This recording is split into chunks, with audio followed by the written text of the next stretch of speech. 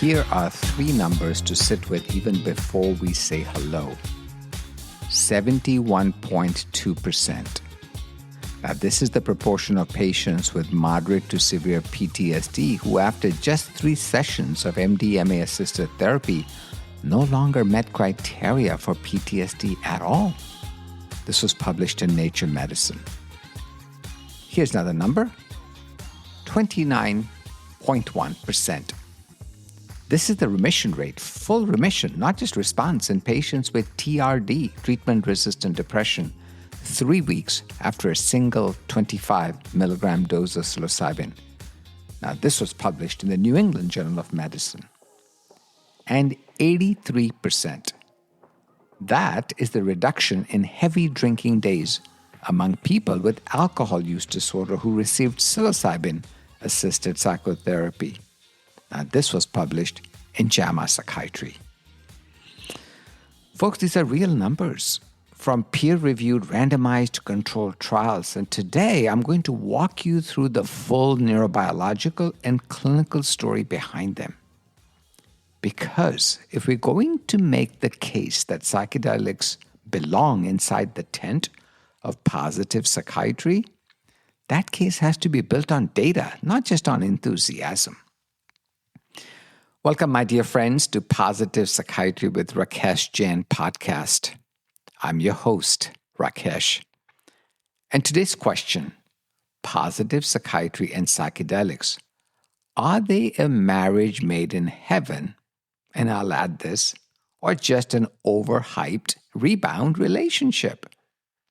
Over the next few minutes, we're going to move from the intracellular geography of a single serotonin receptor all the way out to clinical remission rates, flourishing scale effect sizes, and the reality of what stands in front of the field as far as barriers go in 26 and 27.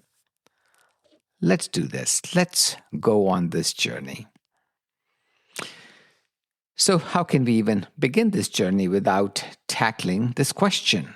What positive psychiatry actually is? So before we talk about psilocybin and MDMA and LSD and ayahuasca and methylome and all that stuff, we need to agree on what positive psychiatry actually is, because the term does get used quite loosely. Sometimes it's nothing but a synonym for optimism or a wellness culture. It is neither of those things. It's in fact a measurement-based clinical discipline. Positive psychiatry was formally defined by Dr. Dilip Jeste and Barton Palmer, both of them from University of California, San Diego. And they did this in their 2015 handbook and a series of papers they published in the Journal of Clinical Psychiatry. And I will quote, "The science and practice of psychiatry that focuses on the study and promotion of mental health and well-being through enhancement of positive psychosocial factors." End of quote. Notice what the definition does not say. It does not say that positive psychiatry can only happen in the absence of psychopathology. In fact, Dr. Jeste's own framing is that roughly 20% of people are affected by a diagnosable mental condition at any one point. But 100% of people have mental health, right? In the sense of having a level of well-being, resilience, psychosocial factors that can be measured, targeted, and improved, whether they have a DSM diagnosis or not. But the truth is, this is particularly problematic, mental well-being, in those with a psychiatric illness. So Jeste's model names 4 core components, and I want to give you all 4 because we're going to circle back to each one when we get to the psychedelic data. The first is positive mental health outcomes, well-being, life satisfaction, quality of life. Second, positive psychosocial characteristics such as resilience and optimism and coping and self-efficacy and social engagement and spirituality and, of course, wisdom. The third is measurement-based tools to actually quantify these characteristics. Because as every one of us in clinical practice knows, what doesn't get measured doesn't get systematically treated. And we don't manage hypertension by asking patients how their blood pressure feels. And in some ways, positive psychiatry insists that we should manage well-being by actually using measurement-based care. And then finally, the fourth pillar, interventions can be developed specifically designed to enhance these characteristics, not just to reduce the PHQ-9 or a MADRS score, that would of course be great, but in order to build gratitude, connectedness, and meaning as primary therapeutic targets in their own right. Now, folks, there is a companion framework you've probably encountered by Dr. Martin Seligman. He is from University of Pennsylvania, and he created a model that I personally have been very influenced by. It's called the PERMA model, P-E-R-M-A. What does that stand for? Positive emotion, engagement, relationships, meaning, and accomplishment. Geste explicitly incorporates PERMA into positive psychiatry's conceptual architecture. And you will hear several of these exact 5 letters reappear as outcome variables later in this episode of ours when we examine positive psychiatry and psychedelics. So these would be things like connectedness, meaning, positive affect. Those are things we'll be talking about in just a little bit. And here's why this framing matters for today's discussion, because traditional psychopharmacology, and folks, I say this not as a critic of it, but as a card-carrying member of it, is indeed largely symptom subtraction medicine. We measure a MADRS or a CAP score or a GAD-7 or a PHQ-9, and then we give a medication or a psychotherapy. And we watch the number go down over weeks. That's enormously valuable, and I'm not here to diminish it. Oh, God, no.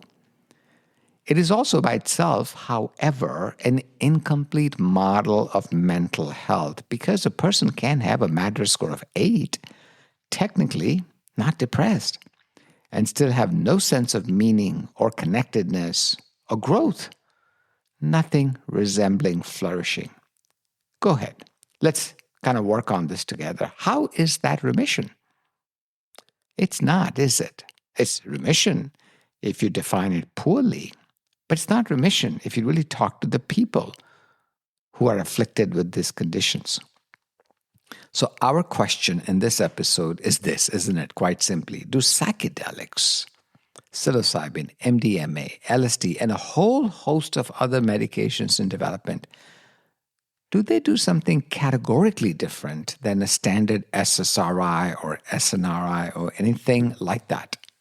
Do they move the positive psychiatry dials, meaning, connectedness, openness, pro-social behavior, gratitude, and not just the symptom reduction dial? As we'll discuss shortly, because the data suggests, I would say, and you of course will be the final judge if you're persuaded or not, that if one applies some nuance and applies some caveats, then the answer actually is yes. And the neurobiology gives us an increasingly plausible mechanism why there might actually be a marriage between psychedelics and positive psychiatry. Let's start where any good psychopharmacology story should start. That is a receptor. So classic serotonergic psychedelics, I would say psilocybin, its active metabolite psilocin, LSD, DMT, 5-MeO-DMT. These are all agonists of the serotonin 5-HT2A receptor. Now this receptor, folks, is densely, deeply expressed in layer 5 of the pyramidal neurons throughout the cortex, particularly what one calls the neocortex, the neo part of the cortex that we humans have developed to a large degree. So we call that the prefrontal cortex, and 5-HT2A activation is necessary for essentially every downstream effect we're about to discuss, You block that receptor with an antagonist. It's often ketanserin.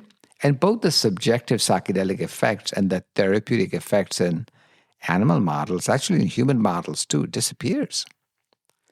But here's where the story gets genuinely interesting and pretty recent. So here's a paper from David Olson's laboratory from 2023. And folks, get to know this name, David Olson, a major researcher. He asked a deceptively simple question. Now, serotonin itself binds 5-HT2A receptors all day long, every day. Why doesn't this ambient serotonin produce the same plasticity-promoting effects as a single dose of a psychedelic? Well, the answer they found is about receptor location and not just receptor identity. They use some very fancy techniques to selectively deliver drugs to the inside versus the outside of the neurons. Can you believe that? They did that. And receptors sitting inside the cell, not on the surface, that's what drives the dendritogenesis, the growth of the new dendritic branches. So serotonin is relatively membrane impermeable and mostly cannot reach these intracellular receptors under normal physiologic conditions. Did you know we actually have receptors, serotonin receptors, inside the cell? Most likely we have not talked much about it because our treatments up to date have only worked on the cell surface. But psychedelics, because they are lipophilic, cross the membrane freely. And that single structural difference may explain why a molecule structurally similar to serotonin can produce the plasticity that serotonin itself, at physiological concentrations, does not. So thank you, Dr. Olson, because you have provided us an elegant answer to a question that has puzzled the field for years. Now, what happens downstream, folks? Downstream of receptor activation, psychedelics engage the BDNF TrkB signaling pathway. Please get to know that too, okay? Brain-derived neurotrophic factor and its receptor, tropomyosin receptor kinase B. Tropomyosin receptor kinase B. That's why we call it BDNF-TrkB. This is the same pathway implicated in the rapid antidepressant effects of ketamine. And there's a recent paper from 2026 using a neural stem cell-derived model shows that TrkB silencing, in fact, gets rid of the benefits of a psychedelic like dendritic building response. Wow, this points to a convergent final common pathway across two very different classes of rapid-acting antidepressants. One is glutamatergic and one is serotonergic. Now, what does this pathway actually build? Well, in models, animal models of cultured cortical neurons, a single application of a psychedelic compound produces measurable increases in dendritic spine density and its synaptogenesis. Increased dendritic spine density and synaptogenesis. So new synapses form. You can actually visualize them under a microscope. And this is a pretty big deal because this happens pretty quickly, within 24 hours of treatment, alongside roughly a doubling of BDNF protein expression. This is pretty impressive. This matters, in fact, clinically, because decreased dendritic spine density in the front part of the brain, the prefrontal cortex, is a consistent finding in chronic stress models. And actually, even in humans, when postmortem tissue from people is captured if they suffered from major depression before they died. So if chronic stress and depression architecturally prune the cortex and psychedelics architecturally rebuild it, you can see, right, that we have a mechanistic hypothesis that maps directly onto clinical outcomes. Now, it's really important that I be a responsible podcast host to you and not just a cheerleader, because the field is not without actually some internal disagreement. And a scientifically honest podcast like this one that I'm hoping that it be has to show us the other side too, right? This is not always so. And there are many teams who have not been able to replicate the magnitude of psychedelic-induced neuroplasticity. There are more than one studies that show that for some reason, certain clinics, certain research centers are not able to replicate that.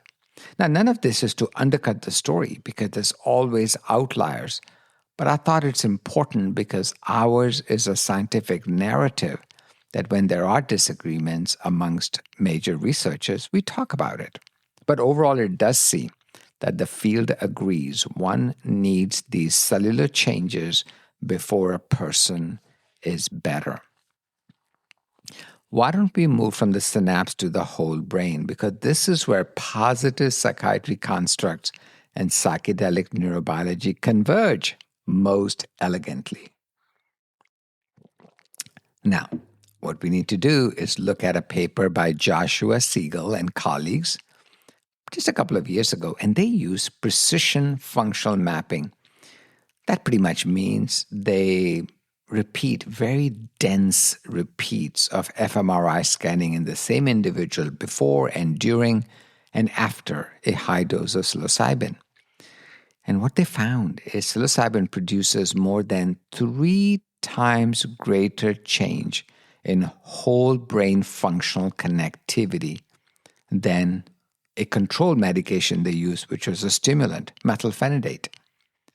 So the dominant pattern of this connectivity, weirdly, is desynchronization, a temporary dissolution of the boundaries between large-scale brain networks, most prominently the default mode. Now here's the part that connects directly to positive psychiatry.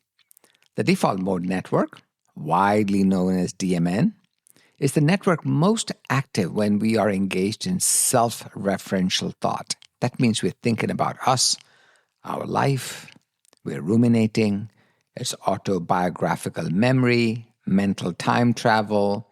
It's kind of the narrative sense of me. It's not selfish, it's more a narrative sense of me. In depression, PTSD, anxiety, this default mode network connectivity is overly stable, meaning folks are locked into this rigid, self-critical loops of thought. They can't break it.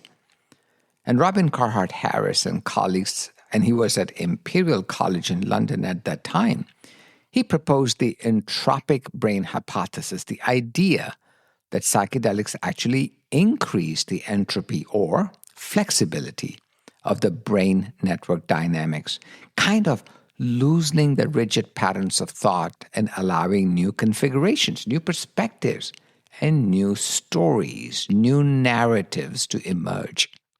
And once those narratives emerge, the person starts believing it. And in the same paper from Siegel and colleagues, the reduction in connectivity between the anterior hippocampus and the default mode network was not just an acute 6-hour phenomena. It actually lasted for weeks after a single dose. That's right. Even though the treatment was on one day and the medication effects essentially wore off after 6 to 8 hours, these effects I just mentioned last for weeks. And these authors explicitly describe this as a neuroanatomical correlate that they called, very cool name, proplasticity. Proplasticity.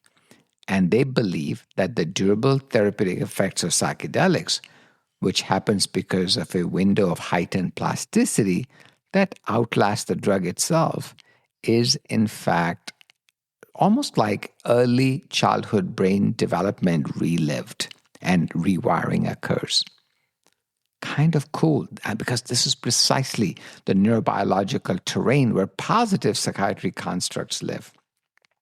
So meaning making, cognitive flexibility, the capacity to revise a rigid self-narrative, openness to experience, these are not vague humanistic concepts floating free of biology. They in fact appear to be functionally and structurally connected. in exactly the same ways that networks are, and that psychedelics transiently destabilize and allow for a reconsolidation. But hopefully, the reconsolidation is in a healthier configuration, especially when the destabilization happens inside a supportive therapeutic framework with trained facilitators. Before we leave neurobiology, we should draw a quick contrast that I think sharpens the picture. Now, ketamine and its enantiomer S-ketamine, which by the way is approved by the FDA for treatment-resistant depression and also for the treatment of depression when suicidality is present, work primarily through the NMDA receptor and not the 5-HT2A agonism approach. But you know what? They both converge on the same downstream BDNF TrkB mTOR-dependent synaptogenesis pathway. So two very different routes, but they come to the same place. Now, this is the convergence, is why researchers think it's a big part of why we should be thinking of them as rapid-acting antidepressants, also known as RADs, RAADS. So the target receptor may be 5-HT2A or NMDA, but if you get to the ultimate common pathway, the benefits are obvious. Now we should turn our attention to another section of our conversation, and now we put that neurobiology to work and walk through the clinical evidence. And we start with major depression because that's where the largest, most rigorous trial program exists. So the foundational trial is a 2022 New England Journal of Medicine paper from Compass Pathway. Excuse me. This is a phase 2, double-blind, randomized study of a lot of people, 233 participants with treatment-resistant depression. They compared 25 milligrams to 10 milligrams to 1 milligram, and the 1 milligram was thought to be pretty inactive, of a synthetic pharmaceutical-grade psilocybin formulation that they call COMP 360. COMP 360. Now, this is the finding. At 3 weeks, the 25 milligram group showed pretty significant MADRS reduction of 12.0 points compared to 5.4 on 1 milligram. And yeah, that's pretty significant. You can imagine 29.1% of patients in the 25 milligram group, in fact, achieved full remission. Wow. Now remember, these are not patients with depression. These are patients with TRD. Safety signal in this trial also deserves an honest mention because people did have an adverse event, headaches, nausea, dizziness, but no more frequently, especially after the first day was over. So it does talk about the need for careful clinical monitoring regardless of treatment arm. Well, that phase 2 led to 2 more trials. They're phase 3 trials. They're called COMP 005 and COMP 006. And this year, in 2026, both have reported their results. Well, essentially, I won't bore you with the details on them because we'll have other opportunities to talk about percentages. But I'm happy to tell you consistently, while the numbers may be different in this study or that study, psilocybin is effective, even in this tough-to-treat population. Now, it's really important that I make sure that the skeptics who might be listening, and there should be, and I hope there are quite a few who are in the listening audience, I think it's important that we appreciate that we have a good conversation. Are these huge effect sizes? No. Are they in a difficult-to-treat population? Yes. Does that mean that this might have validity for certain patients and not for certain other patients? Yes. So please hold on to your skepticism. Don't let that go. But at the same time, please keep your mind open because the data is emerging from so many different angles that psychedelics, in fact, can be quite helpful, not just for one day, but persistently. Now, you might be thinking, that fine, this is compared to itself or to placebo. What about when it's compared against a standard of care treatment like escitalopram? So guess what? There is such a study. It was done by Robin Carhart Harris. It's a head-to-head study conducted at Imperial College in London. It got published in the New England Journal of Medicine, easily the most prestigious journal in the world. It's not even a psychiatric journal. It's a medical journal of the first order, and they chose to publish it. You will see in a minute why they did. This was comparing 2 sessions of psilocybin therapy with 6 weeks of daily escitalopram, Lexapro, in 59 patients with moderate to severe depression. Now, they used a pre-specified primary outcome. That was the QIDS SR16. The 2 treatments actually both did well, but did not differ significantly. So guess what the headline said? Psilocybin ties with SSRIs. But hold on, folks. Those of us interested in positive psychiatry, we always dig a little bit deeper. So if you look at the secondary outcomes, a very different story emerged. And I'm so looking forward to telling you that story. Of the roughly 11 secondary scales measured, nearly all numerically favored psilocybin over escitalopram. Remission rates were twice as high with psilocybin, 57% versus 28% on Lexapro. And on measures of well-being, specifically the Warwick-Edinburgh Well-Being Scale, that I really like, by the way, folks. Some other time we're going to talk about that scale, as well as another scale called the flourishing scale. Psilocybin, in fact, showed consistently larger gains. So there was a follow-up analysis published in eClinical Medicine in 2024 that compared out to 6 months and found that while both treatments produced comparable sustained reductions in depressive symptoms, patients in the psilocybin arm showed significantly greater sustained improvement in work and social functioning, in connectedness, when it was measured using a scale called the Watts Connectedness Scale, and also improvements in meaning in life. Yeah, even through the 6 months of follow-up. Now, let's talk about the flourishing scale specifically. The effect size at psilocybin at 3 months was 1.55, compared with Lexapro, escitalopram, which was 0.8. Oh my, that's almost 100% greater.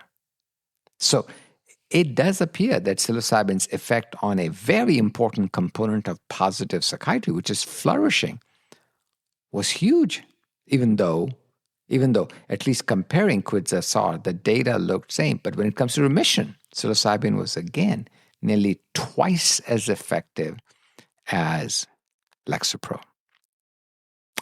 So yes, please do keep all these facts in mind. We now move over, if we can, to trauma, to PTSD.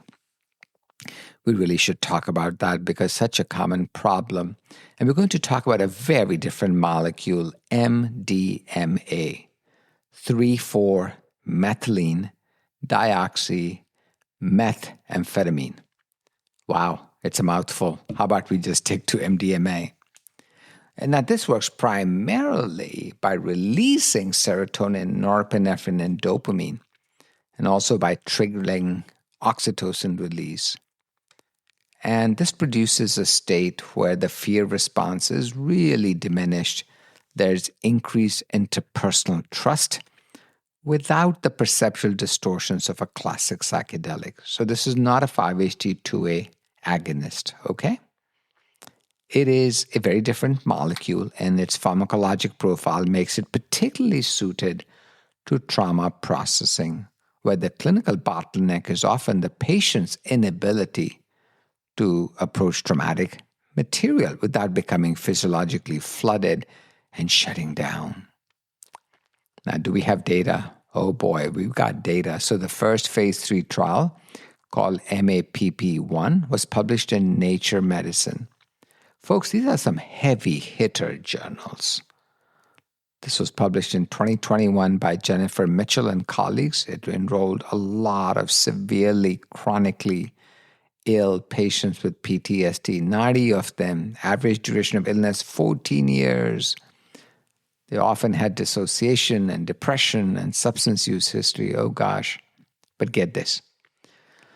After 3 sessions of MDMA therapy, 67% of the MDMA group no longer met diagnostic criteria for PTSD. How did that compare to placebo? 32%. It's more than 100% greater. The effect size, 0.91. Well, one trial's good. We need confirmation. So guess what?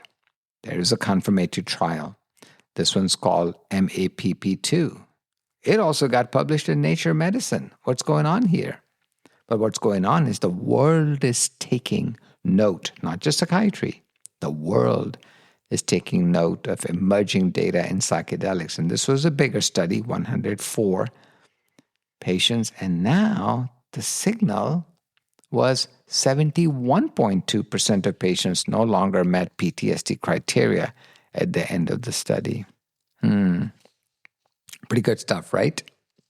Well, there are 2 more findings from these trials that deserve airtime right now because they speak directly to safety and the addiction liability question every clinician should ask. First, across both trials, there was no report of MDMA misuse or dependence. There wasn't any. Secondly, it was found that in the exploratory finding, there was in fact reduction in hazardous alcohol use compared to placebo. That's really important that we do a reality check here because, as you well know, in August 2024, the FDA actually turned down the new drug application for MDMA. They wanted more studies. They were concerned about trial design, functional unblinding, all appropriate worries. And you may have heard that Lykos, MDMA, is now in the hands of Lykos. They have resubmitted their package and have answered a lot of FDA's questions. So it's quite possible that this data may lead to the FDA to approving it this particular time. Folks, let's talk about the third thing, which is addiction and recovery and positive psychiatry. Let's talk about that, shall we? Because positive psychiatry really emphasizes mastery and self-efficacy. And as you can imagine, addiction is a big enemy of it. Here's a name I think you and I both need to keep in mind. Michael Bogenschutz. And he and his colleagues at NYU, New York University, published in 2022 a double-blind study in JAMA. These were patients with alcohol use disorder, and they compared 2 sessions of high-dose psilocybin against an active placebo, and they used diphenhydramine.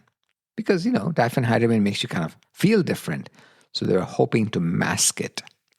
Now, these folks also received 12 weeks of manualized psychotherapy. Get this.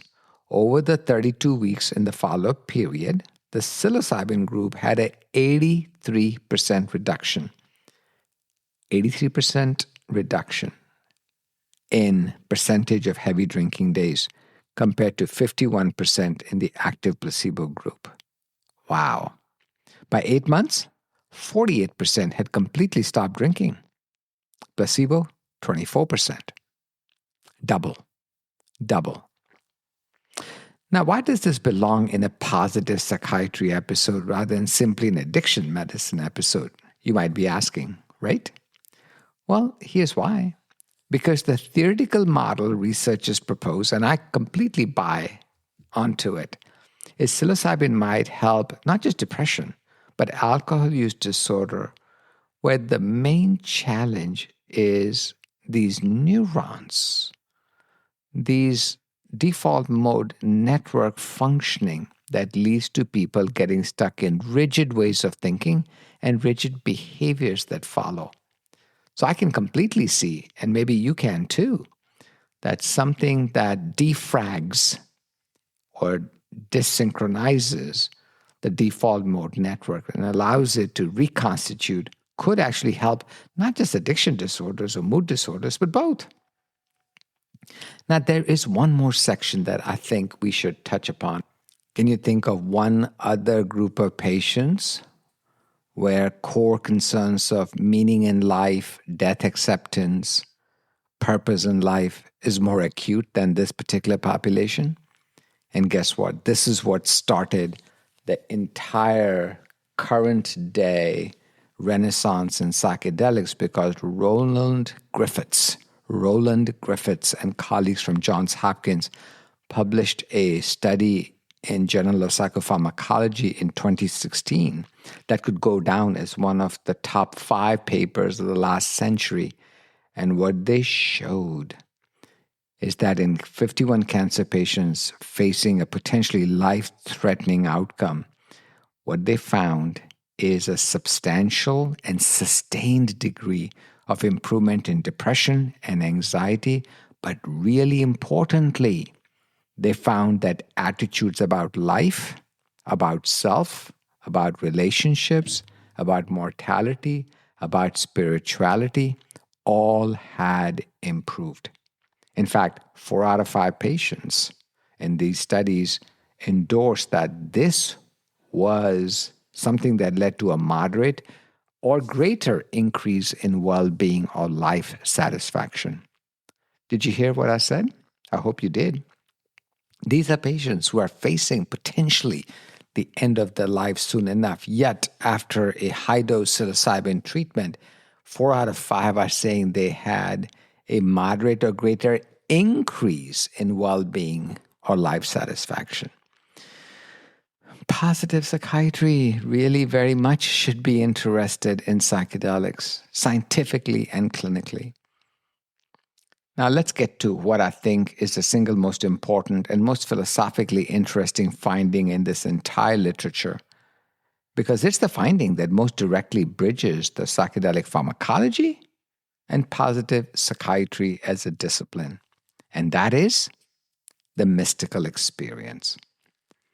Nearly every trial we have discussed, cancer distress, TRD, regular depression, alcohol use disorder, PTSD, the magnitude of what we call mystical type experience, which can, by the way, be measured in a validated 30-item mystical experience questionnaire, it actually correlates with the magnitude of the clinical benefit. This was the first systematically shown by Griffiths and colleagues in the paper that I just talked about, but it's been replicated a huge number of times. For example, David Nutt and Carhart Harris showed this in 2018 with treatment-resistant patients. Garcia Romeo showed that in tobacco cessation research from Johns Hopkins. So this is not just one disorder, but a large group of disorders. Yes, mystical type reactions or mystical type experiences, psychiatry typically has been very gun-shy about discussing them. We often think of them as psychotic episodes or manic episodes, but that's not the case at all here. We literally will have to retool our vocabulary, folks, if we're going to become quality practitioners of the psychedelic medicine era. Now, here's the part that moves us from this interesting anecdote to measurable positive psychiatry outcome. There's a 2018 follow-up study from the same Johns Hopkins group that I shared with you that was published in Journal of Psychopharmacology. But get this, they were followed for much longer periods of time. We're talking about 1 year, 2 years, 3 years, 4 years, 5 years. And very interesting. Not only did the depression and anxiety remain under control, things like gratitude, forgiveness, life, meaning, and purpose, daily spiritual experience, religious faith, coping. Oh my gosh. Those not only were elevated, they remained elevated on a sustained basis. So it doesn't matter if you are a psychopharmacologist who believes the whole brain is nothing but chemicals, or you are a devout psychotherapist who believes chemicals matter not. What matters is the mind. Guess what? You have a home. You have a home, a collective home in the psychedelic world, because the psychedelic world really does combine psychopharmacology with even things like mystical experiences. I found that extraordinarily interesting, and I wanted to make sure that I shared it with you because, in addition to everything else, psilocybin occasioned mystical experience produce a sustained increase in the personality trait of openness. As you know, this trait of openness is one of the big 5 personality dimensions. And if you improve that, oh Lord, it helps improve so much. It reduces what psychiatric illnesses often do, which is to create a locked-in state for the patient. I should add something that's very important, that the quality of the therapeutic alliance between the patient and their facilitator significantly matters. This is not as simple as drug in, outcome out. It's not that simple. This relationship genuinely does affect the quality of ultimate outcomes. So those of us who are interested in psychedelics and in positive psychiatry will not only want to know our medications inside out, the psychedelic medications inside out, but we will have to develop a skill set and sharpen our skill set at being expert facilitators and perhaps even psychotherapists. As we get close to the end of our time today, I think we need to translate all of this into something we can actually use in clinic, right? Because a purely academic recap doesn't do justice to why you and I are here together on this podcast. First, screening still comes before enthusiasm. Every trial we discussed today excluded certain kinds of patients. Like if you had a family history of psychosis, or even a whiff of potential bipolar disorder.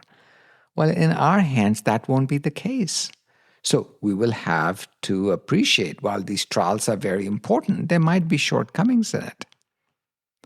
But it's also really important we appreciate that the data doesn't just show improvement in depression or anxiety or drinking or depression and anxiety after a life-threatening illness. It, in fact, shows improvement in well-being, in flourishing, in meaning in life. These are core benefits and assets that we talk about in positive psychiatry. It does appear this question, psychedelics and positive psychiatry, are they a marriage made in heaven? Very likely they are. So positive psychiatry asks us to measure and cultivate meaning and connectedness and resilience and flourishing. And yes, majority of the data that I've shown you, in fact, demonstrates that. Now, this is genuinely new in our field. No, it does not mean every patient is a candidate. It does not mean all the regulatory and access questions are solved. Far from it. And I don't mean to suggest that we should abandon clinical and scientific rigor for enthusiasm.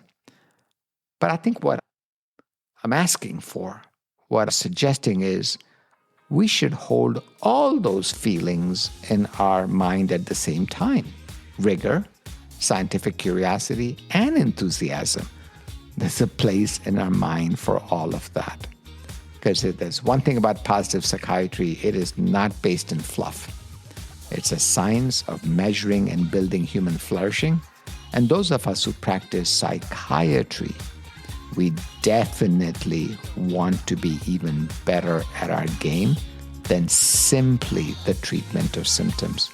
That's why I am proposing that we should very carefully think that psychedelics may in fact marry positive psychiatry in a manner that really could help a very large number of patients. There'll be so much more to discuss, folks, over the upcoming months because a large number of data sets are going to be appearing soon that will be discussing exactly this overlap. But at the moment, it does seem there is indeed a very good marriage. Is it made in heaven or not? You get to decide. folks, this is Rakesh Jain. Thank you so much for spending about 45 minutes with me. I hope I offered you a combination of good science, good understanding, but also good data so that you can make up your own mind for yourself. Thanks again, and I'll see you next time on another episode of Positive Psychiatry with Rakesh Jain. Goodbye for now.